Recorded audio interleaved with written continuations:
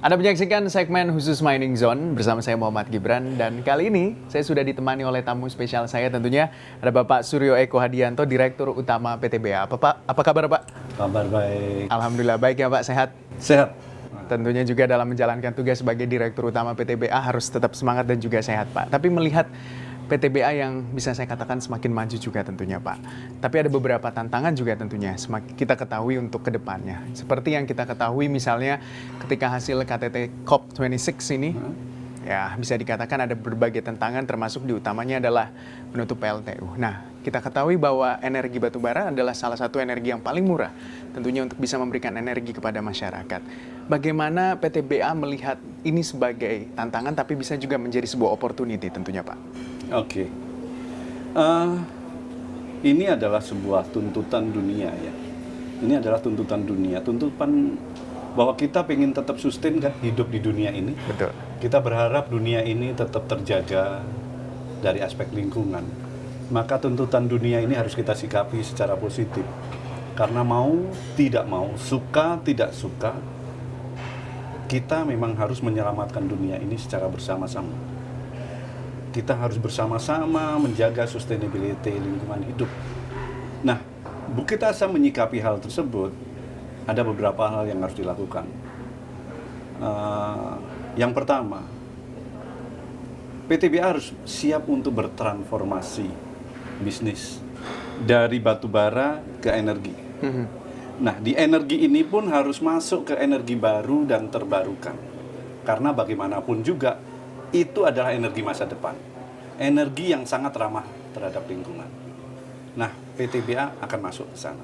Dalam menyikapi hal ini, PTBA seperti halnya nasihat Nabi besar kita. Bekerja dan berusahalah seperti kamu masih akan hidup 1000 tahun lagi, tetapi berdoalah seolah-olah besok pagi kamu akan mati. Nah, demikian juga dalam bisnis batubara. Saat ini PTBA tetap berupaya semaksimal mungkin berupaya di dalam bisnis batubara seolah-olah bisnis batubara itu tidak pernah ada akhirnya. Tetapi tetap harus mempersiapkan transformasi bisnis seolah-olah besok pagi itu batubara sudah tidak laku lagi. Dengan mempersiapkan dengan kerangka berpikir seperti itu, maka kapanpun juga bisnis batubara ini mengalami penurunan, PTBA sudah siap. Mungkin adalah perusahaan yang paling siap. Berarti bisa dikatakan sudah ada rencana jangka panjang juga oleh PTBA Ya, Pak? PTBA sudah punya roadmap sampai 2050, kita sudah susun. Roadmap PTBA mewujudkan visinya sebagai perusahaan energi dan kimia kelas dunia yang peduli lingkungan. Berarti ada transformasi begitu ya Pak? Betul. Karena kita ketahui bahwa tantangan tentunya bagi perusahaan-perusahaan di sektor batubara. Ada yang mengatakan Pak bahwa yang jadi pemenang adalah yang bisa bertransformasi, melihat bagaimana perkembangan zaman dan juga punya cash flow yang tentunya juga cukup untuk kuat untuk menghadapi tantangan-tantangan tersebut. Betul. Siapapun perusahaan atau siapapun orangnya, kita belajar dari evolusi yang ada di dunia ini. Dinosaurus itu binatang yang cukup besar, tetapi punah juga. Karena apa? Tidak bisa menyesuaikan, tidak bisa bertransformasi dan menyikapi kondisi lingkungan. Walaupun waktu itu dinosaurus sebesar itu, kurang kuat apa, kurang besar apa, kurang gagah apa, dia paling gagah pada saat itu. Tapi punah. Tetapi kancil yang hanya kecil, sampai dengan hari ini masih hidup. Betul Pak. Ya. Nah, kita harus bisa menyikapi segala perubahan. Karena apa? Di dunia ini yang abadi adalah perubahan itu. Betul. Jadi siapa yang bisa menyikapi perubahan itu dengan baik, mempersiapkan dirinya untuk menghadapi sebuah perubahan dengan matang, dengan terencana, dengan baik, dia yang akan sustain ke depannya. Oke Pak, berbicara soal pengembangan PTBA ini menjadi perusahaan energi Pak. Ya. Mungkin step-stepnya sudah melakukan apa saja Pak PTBA kalau kita bisa tahu? Oke, untuk menjadi perusahaan energi yang pertama adalah kita sudah mempersiapkan dengan sebuah perencana yang kita buat secara bersama-sama, yang kita namakan roadmap sampai 2050. Kita sudah buatkan. Dari sisi rencana, dari sisi kegiatan yang langsung bisa dilihat, tahapan pertama PTBA memang masuk ke PLTU, pembangkit listrik tenaga uap. Yang berbasis batu bara. Betul. Sehingga lompatannya pun tidak melompat jauh dari batu bara. Jadi steppingnya harus terukur. Betul. Lompatannya. Kami sudah masuk ke pembangkit listrik tenaga uap, itu ada yang PLTU kecil, itu ada 2 kali 8 megawatt di Pelabuhan Tarahan, 3 kali 10 megawatt ada di Tanjung Inim, 2 kali 120 megawatt ada di Kabupaten Lahat, itu Bukit Pembangkit Inovatif, anak perusahaan kami. Dan sekarang sedang develop 2 kali 620 megawatt. Itu biasa dikenal sebagai PLTU Sumsel 8. Itu kita perkirakan awal tahun 2022 itu pembangunannya sudah selesai. Dan bisa beroperasi nanti di akhir tahun 2022 karena memang ada sedikit permasalahan di PLN dalam hal penyerapannya, sehingga mengalami kemunduran waktu dari penyerapan pembangkitnya. Tapi kalau pembangkitnya sendiri sudah akan siap di awal tahun 2022. Ya, kebetulan kemarin juga saya sempat melihat Pak, Ya, secara langsung. udah lihat ya. Sudah lihat secara Udah sampai langsung ke lokasi Pak. ya. Iya Pak, bahkan Ya. teknologinya sangat maju tentunya Pak. Iya, saya iya. lihat. Ini kami menggunakan sudah ultra super critical ya, sehingga emisi karbonnya sudah bisa direduksi sampai 90-an% gitu ya. Sehingga ini PLTU yang cukup ramah terhadap lingkungan karena emisinya tinggal 10-an%. Dan itu menjadi PLTU mulut tambang terbesar juga di Asia Betul, ini Tenggara. adalah PLTU mulut tambang terbesar di Asia Tenggara. Tidak hanya di Indonesia, tetapi di Asia Tenggara. Bahkan akan menyuplai listrik begitu ya, sepulau Sumatera tentunya kalau ini Iya, semua berjalan dengan iya, lancar. Betul, betul. Ya betul sekali, dan itu tentunya begitu besar juga rencana ekspansi tentunya untuk PTBA. Tapi berbicara juga soal target-target PTBA Pak di tahun 2021 ini. Atau kalau kita lihat kan menargetkan kenaikan volume produksi batu bara dari 24,8 juta ton di 2020 naik menjadi 29,5 juta ton Iya. di 2021. Untuk tahun ini seperti apa Pak perjalanannya? Sampai dengan bulan Oktober kemarin, kita sudah bisa mencapai produksi sekitar 25,7 juta ton. Itu 10 bulan. Betul.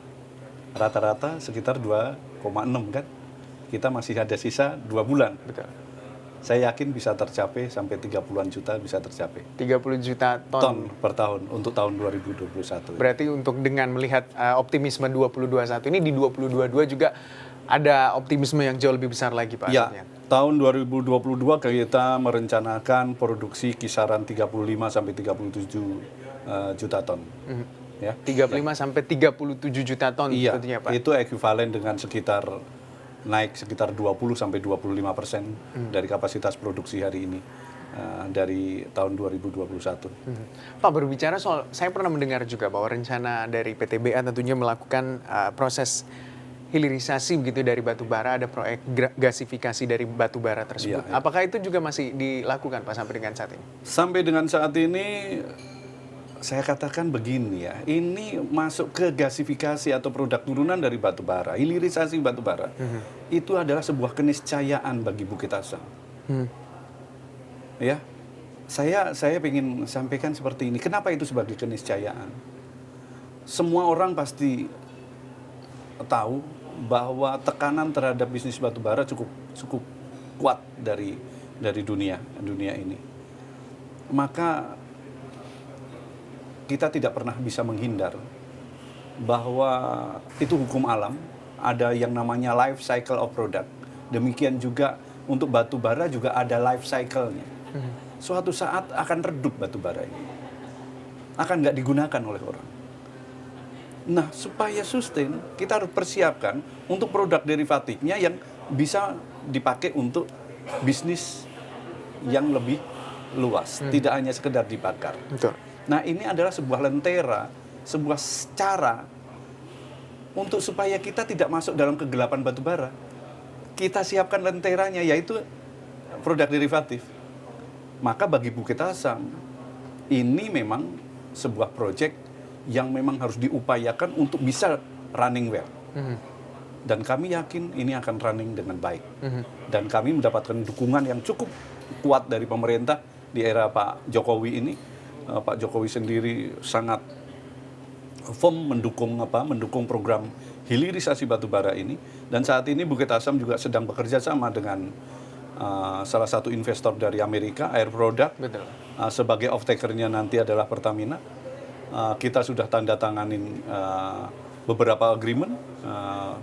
Dan kemarin juga sudah ada rapat 3 menteri kalau nggak salah membahas tentang kesinambungan dari proyek coal gasifikasi ini. Nah, ya, coal gasifikasi ini ada coal to DME itu sudah dibahas di antar kementerian di mana mereka memperbincangkan tentang dukungan apa yang dibutuhkan untuk keberlanjutan dari proyek coal gasifikasi ini, dukungan-dukungan regulasi dan sebagainya akan diberikan oleh pemerintah.